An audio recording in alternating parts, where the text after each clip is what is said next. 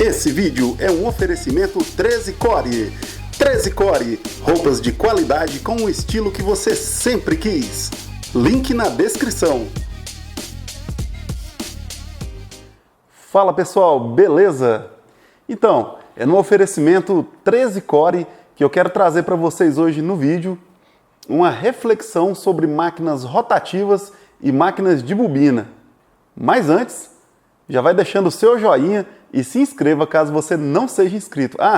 E lembrando que o nosso curso de tatuagem continua na ativa, tá bom? Tá disponível aí na nossa loja e tá quase saindo do forno o nosso curso de body piercing, ok? Em pouco tempo aí já vai estar disponível aí também. O link também está na descrição. Bom, vamos lá. Com essa reflexão de hoje, eu quero trazer algumas características das máquinas de bobina e das máquinas rotativas, de forma que eu possa ajudar a vocês a como escolher qual equipamento que é melhor para você e em qual situação ele é melhor, tá bom? Antes de mais nada, já vou lembrando que isso aí é a minha opinião, tá? Tudo que eu vou falar aqui hoje foi fruto de pesquisa e de experiência, principalmente de experiência, tá? Então, assim, é a minha opinião, não quer dizer que seja regra, tá ok? Vamos lá! O primeiro item que eu quero expor é a durabilidade. Bom, nesse aspecto, na minha opinião, a máquina de bobina ganha, né? Porque por ela não ter muitas peças móveis e por ela ser mais robusta, né? Mais pesada, na minha opinião, ela dura mais, né? Uma máquina de bobina, praticamente você pode derrubar ela no chão aí, que se for uma máquina de boa qualidade não vai acontecer nada, né? Visto que normalmente essas máquinas são feitas de ferro fundido ou outro tipo de ferro. Já as rotativas são um mecanismo, assim, na minha opinião, mais delicados. Então, é um equipamento que você tem que ter um certo cuidado a mais, né, em relação às máquinas de bobina. Principalmente se forem aquelas máquinas rotativas que tem o pistonetezinho, estilo Bishop, Bravo, Thundercat Revolution, né, e outras máquinas que tem por aí. Tem aquela Phantom HK, né?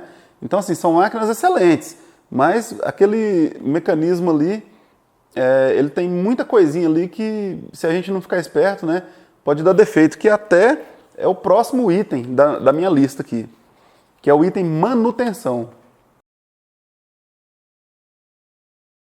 A máquina de bobina, ela tem uma manutenção reduzida ou quase zero, né? Muitas vezes ali você faz a limpeza normal, que você faz após um procedimento, com álcool 70 e tal, para dar uma asepsia na máquina, né? E quando muito ali, uma lixadinha na mola de contato ali, para que a energia flua melhor, né? Então, assim, não passa muito disso, né? É uma manutenção muito resumida. Agora, a máquina rotativa, ela já exige um pouco mais de manutenção, principalmente se ela for com ação de pistonete, como as máquinas que eu já citei, né, agora há pouco. Então exige uma lubrificação, né? Exige lubrificação dos mancais do motor, ou os modelos que possuem rolamento, né, exigem uma lubrificaçãozinha ali. O pistonete também ele vai acumulando uma sujeirinha, e aquilo ali você tem que limpar de vez em quando e lubrificar. De vez em quando eu falo assim, sei lá, pelo menos semana sim, semana não, né? Porque ali vai acumulando aquela poeirinha, e a fricção ali do pistonete na canaleta, com essa poeira, vai causar uma abrasão que pode desgastar prematuramente o mecanismo. Fora que atrás do pistonete tem um outro rolamentinho no eixo do motor que vai movimentando de forma que o pistonete suba e desça, né? Também pode ocasionar um atrito ali por causa dessa poeirinha que vai acumulando, né? E também pode ocasionar. Então, assim, a manutenção da máquina rotativa, no meu ponto de vista, ela é um pouco mais complicada e requer um pouco mais de atenção, né, do que a máquina de bobina. Beleza? Vamos lá para o próximo item aqui. Nesse aspecto, na minha opinião, a máquina de bobina fica para trás. Porque máquina de bobina é um equipamento temperamental, né? Ele pode funcionar por vários meses ali, sem dar nenhum probleminha de regulagem, mas uma hora ou outra você vai ter que regular a sua máquina, não tem jeito, né? Sendo máquina de bobina, vai ter que ter regulagem. Então, assim, isso vai ocorrer por dois motivos. Pelo tempo de uso, né? A mola vai retornando ali e acaba perdendo um pouco da pressão, você vai ter que regular. Então você vai ter que arrumar alguém que regule ou você mesmo vai ter que regular. Né? Quem não tem muita experiência, isso não é das tarefas mais fáceis.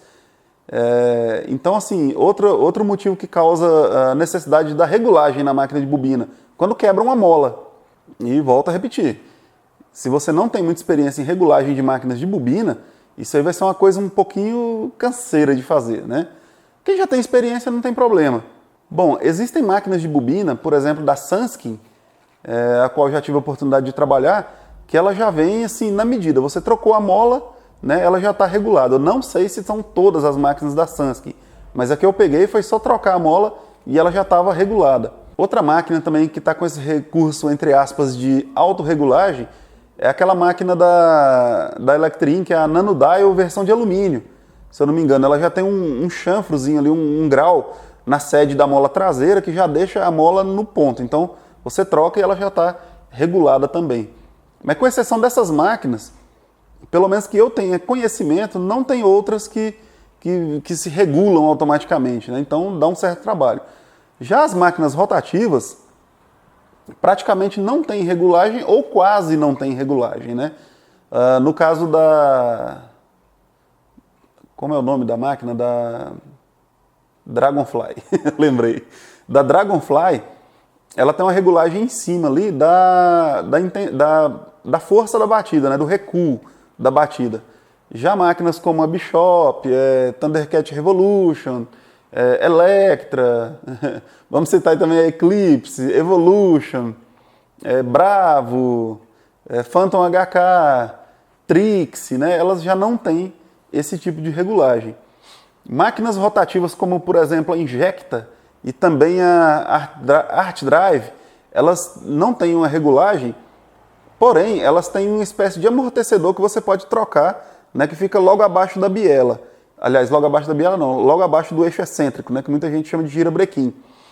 Tem um amortecedorzinho que você troca para a batida ficar mais dura, mais macia, né?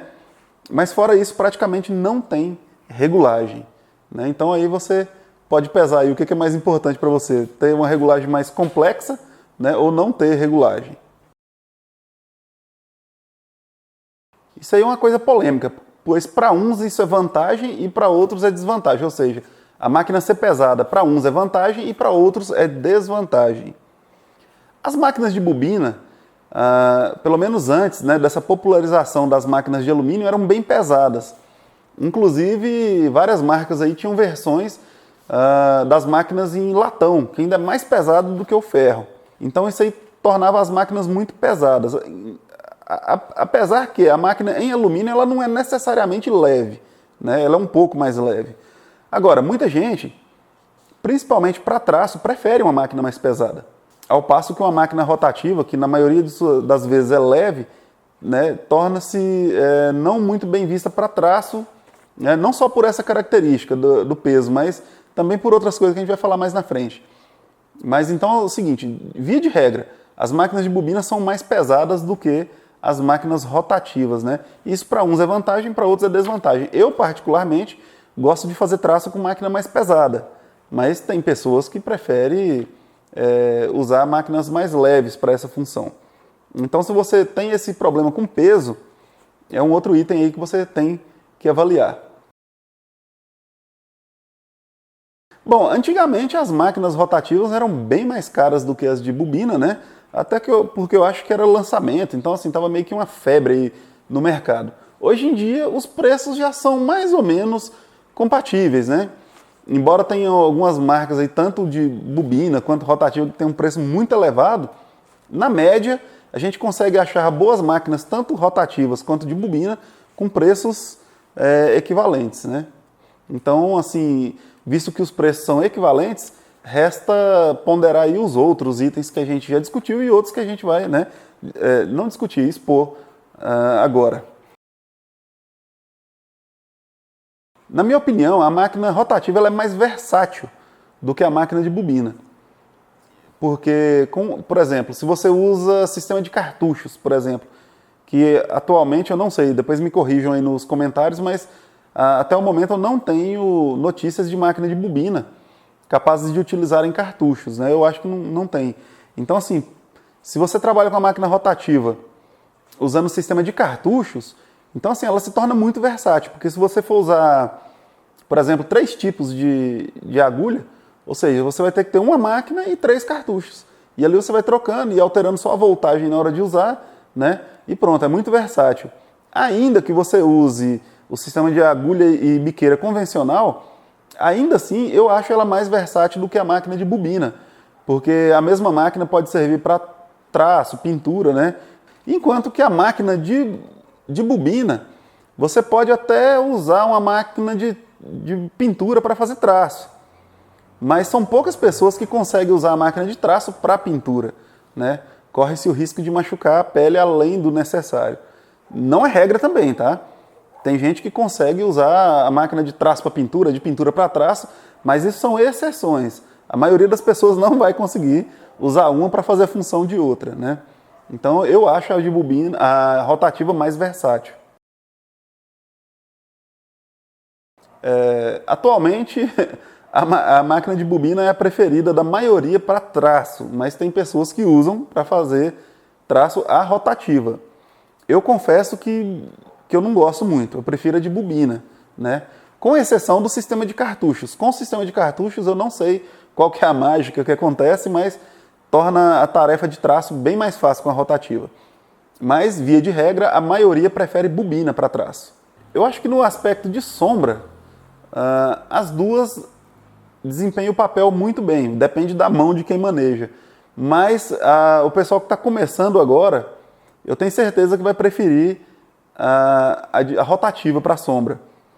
Porque ela é uma máquina assim, que agride menos a pele, né? Então você tem tempo de trabalhar ali e essa característica acaba tornando ela assim, mais melhor para a sombra para quem está começando. Pelo menos a grande maioria de quem está começando vai se adaptar melhor com a rotativa para sombra.